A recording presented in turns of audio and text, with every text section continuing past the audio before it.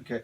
Somebody told me once that the reason why the roads in North Carolina are all screwed up, that they don't go where they should, is that the guy that laid him out was from Durham, and so he had something against the state capital of Raleigh. And so if you actually look at it, Durham is quite accessible. And, the roads go to Durham, but they actually originally laid it out where there were no interstates going to Raleigh. I think there's only one to this day that goes to Raleigh. I mean, so... I've kind of learned everything in life is pretty darn political. Well, yeah. No? Yes. Anyway, let's go on with this here. Well, he's keeping his media commitment. Steve Forbes, after possibly, I'll just come right out and say this, ETSU head men's basketball coach Steve Forbes was last night the toughest loss of the season for your team. No, I don't think it was the toughest because I felt like, and I think you and I have talked about this in the past, the Xavier game was really tough because we led, you know what I mean? We had such a big lead and lost it. That one was probably the toughest. Now, we got whipped last night. I will say that. I felt more like playing the first game of the year against Northern Kentucky, even though, kind of the same script. We didn't play well in the first half, but we kept it close. We probably lucky to go down at halftime 2 or 3, whatever we were down. And that kind of the same way, we were like 6 or 8 at Northern Kentucky. And then we just came out in the second half and laid an egg. And now, I'll say this. A lot of credit has to go to Greensboro. Sure. They got a really good team. And we're not the most, we got a good team. We're not like dominating type team. You know what I'm saying? We need to play well. We need to play together. We need to do the things that make us good. And they disrupted us last night in those things.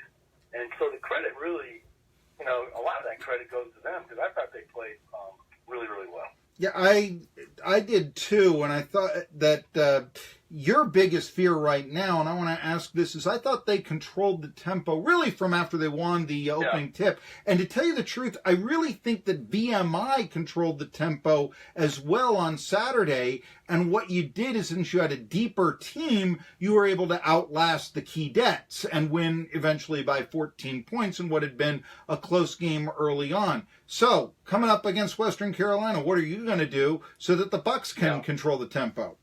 We got to push the tempo. And I think you're exactly right in what you're saying. We're not getting out in transition like we have been, and a lot of that's on our guards. They're not pushing the ball. We're walking it too much and trying to, just run half-court stuff, and that's not who we are. And sometimes that happens during the season. You sometimes.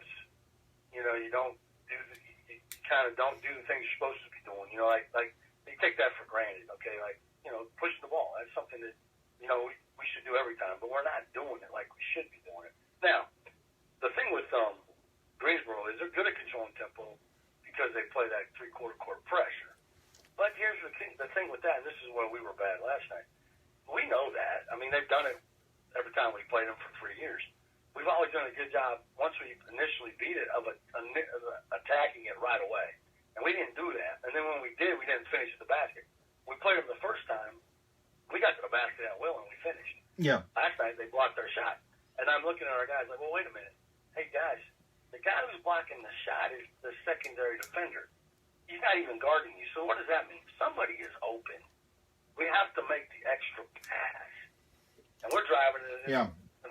Dunk it over Kareem Abdul-Jabbar in there, and we're not. And so we didn't make the extra pass. We didn't share it like we have done all year long.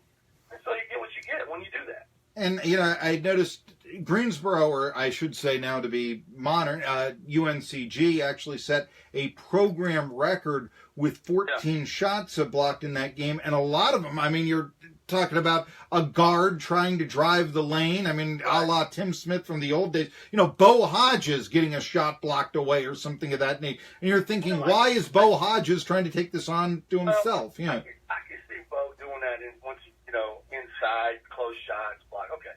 I'm talking about the guards that are driving the ball to the basket. The guy, they've beaten their defender. Mm-hmm. So now the big comes across the block. Well, if he's coming across the block, he's not guarding. Somebody's open. And we did a poor job, obviously, recognizing that situation. Now, one of the things that makes us good is that we do have fearless guards. They drive it, and we do finish.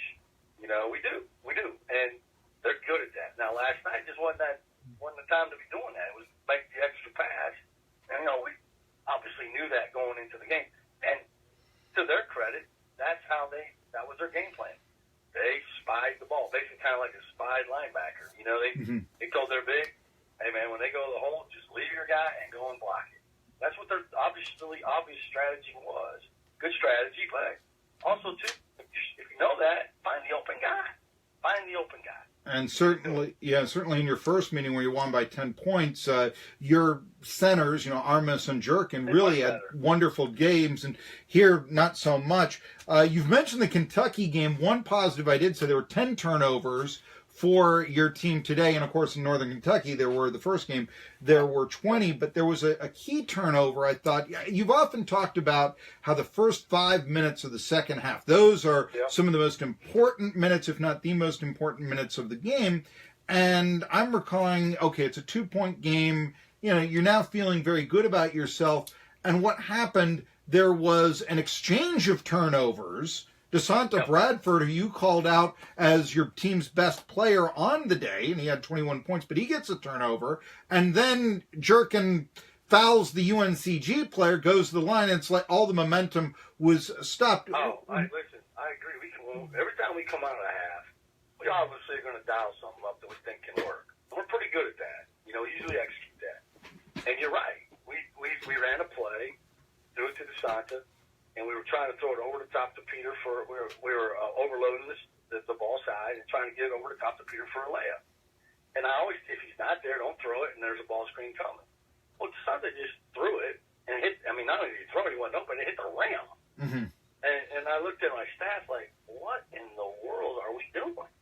You know, and listen, it ain't all. It's not on DeSanta. I thought he played really, really hard. Now his numbers, you know, percentage-wise weren't great, but he was forced to take some shots late because we're behind. And I thought he had great energy most of the game, and I watched it till early in the morning, again this morning. And I just, you know, I'm not pointing the blame at anybody. In fact, I'm going to put the blame, I'm going to put it on myself. And so we'll get it fixed. I mean, you know, we'll figure it out, and we'll get better. Well, we're talking to Steve Forbes. He's the head men's basketball coach at ETSU.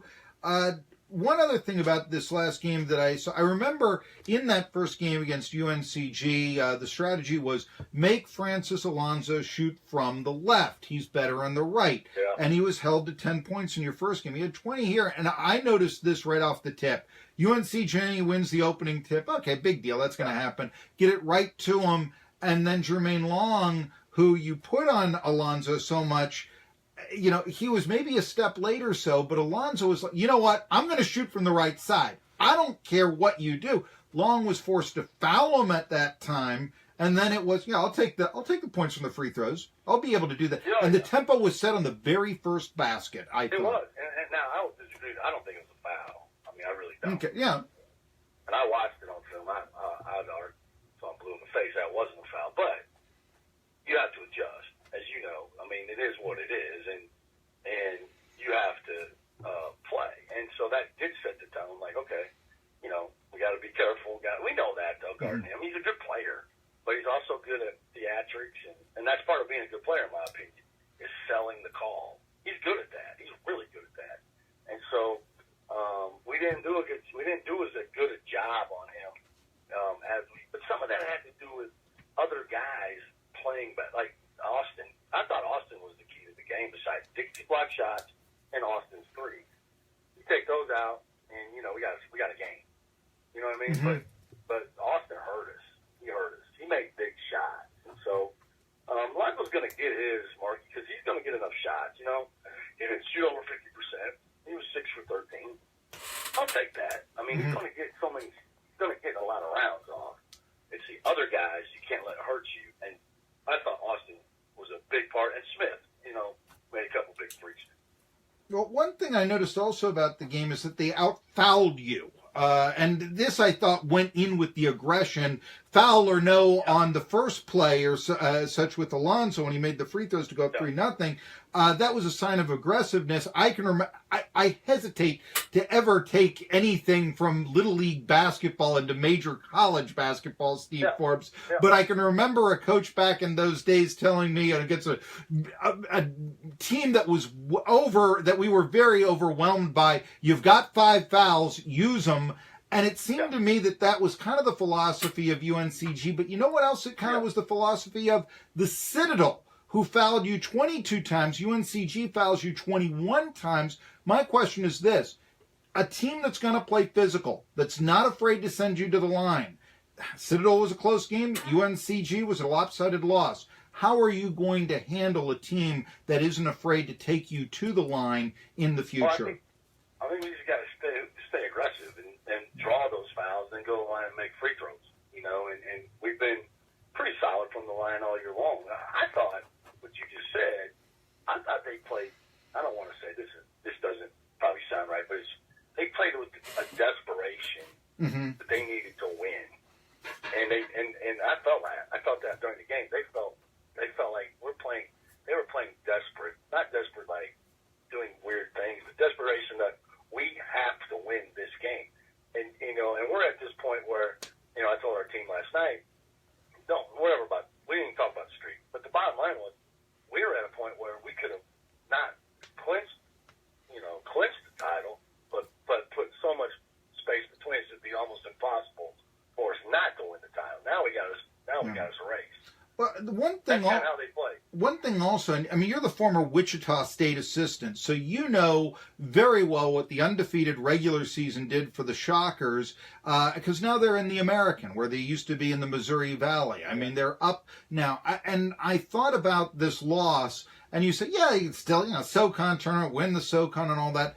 But what did this do against a potential growth for the program? Because I'm thinking, and I know this is counting the chickens before they hatch, but if you could have gone into the NCAAs with a 24-game winning streak and a national ranking, all of a sudden ETSU is kind of, although they won't have the same seeding, what Wichita State was back in the day. A mid-major that you can say, hey, that's a team to watch. They could upset some people there. Possibly a 10 seed, something like that. How big was that loss in terms of legacy building for ETSU? Well, I think legacies are something I think you determine later on. But I think our profile will continue to raise, and the more you win in a row, and like you said, you get a national ranking at the end, maybe going into the tournament. There's no harm to that. I mean, it's all positive. Now, listen, we got a lot of positive ink out of there already. Okay, I mean, let's be real here. We've done well with that type of thing, with the media and with the tension and those. We've raised the level of, we've heightened the level of our program just in the last, 2 or 3 months. But yes, you're right. To continue that was that's a tough loss because now that conversation is over. But it's over. So now we got to move on and continue, and we just got to start another streak. Well, we're talking to Steve Forbes. He's somewhere outside of where? Salisbury or something? You're on your way to Charlotte on a recruiting mission? Actually, I'm sitting in the lobby of the Courtyard Marriott here in Greensboro because I haven't left yet. Okay. I'm getting ready to leave pretty soon. You're not that far away from IMG Studios then, where so many of the college basketball broadcasts are done. Yeah. And you go there and see my boy Dane Bradshaw. He does the SEC Network. Dane, I coach Dane at Tennessee. Great guy. Okay, there you go. But yeah, that's located in downtown Winston-Salem. It's located in downtown Winston-Salem. I'm sorry, not Greensboro, but you're not that far. I'm getting Greensboro and Winston-Salem mixed up, but they are kind of close to each other, I guess. Talking to Steve Forbes here. Now, but I want to ask you, I mean, is there an AAU tournament in Charlotte, or what is I'm going to a high school game. Okay. A tournament game, and actually, fortunately, it's in the afternoon. It's not a night game, so I'll be able to get home in a decent hour so I can get ready for practice tomorrow. All right, sounds good. Now, I do want to look ahead to Western here, and I mean, you go to the middle of nowhere in Cullowhee.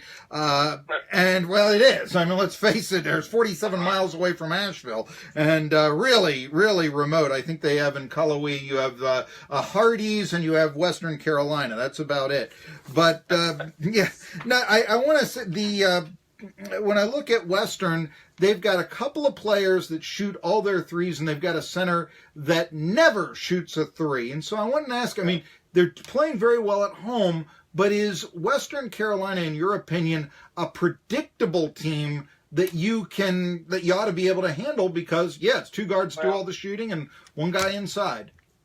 I think we'll be able to guard them. I think, I don't think that's really ever been a big issue for us all year long. It's just, how we find our points. Again, I thought our offense was awful last night. Our defense was not great, but it wasn't terrible. The thing that's changed in Western Carolina is they're playing a little bit different defensively now. They're playing kind of an odd matchup zone. So we're going to have to go, have a couple really good days of practice, Wednesday, Thursday, Friday, to kind of, get prepared for that. It's a tough game because they're playing, they're fighting in that 4 or 5 seed. They're kind of right there with Furman and Wofford, and they're again kind of like UNCG is one of the teams in the league that can match up with us physically, athletically. I think they are too. I think they got guys that are kind of bigger, like you said, more athletic. They play better at home. So yeah, we got to go down there and play, and we got to play well to beat them. And we can't look ahead, and we just got to be ready for a tough battle. He's Steve Forbes, no longer undefeated in the Southern Conference, but still with the first seed. And, yeah, it's still always working. It's recruiting season, 365 days a year, I guess, or as much as the rules of the NCAA will allow you. So he's headed down to watch one of those pristine North Carolina high school tournament games. You know what they say about recruiting, right? What do they say about recruiting, Coach Forbes? Recruiting is like shaving. If you don't do it every day, you look like a bum. There you go. Not the Brooklyn Dodgers fan. You got to remember, I mean, I'm a distant cousin to the guy who's had the Dodgers all-time record for triples there. It happened 100 years ago. Okay, so but anyway, Tri-City Sports Now. We're back after this. Hey, thanks very much. No problem, anyway, let's